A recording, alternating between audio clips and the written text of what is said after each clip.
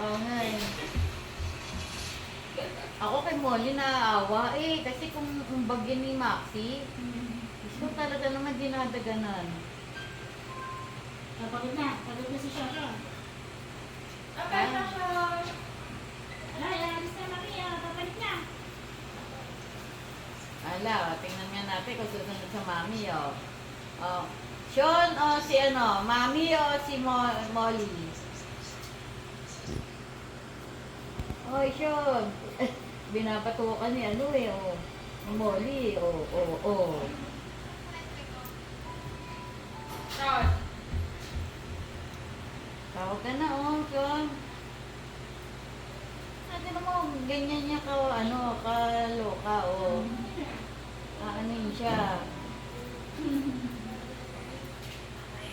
Bakit naman? Mukhang ganyan ka. Oo.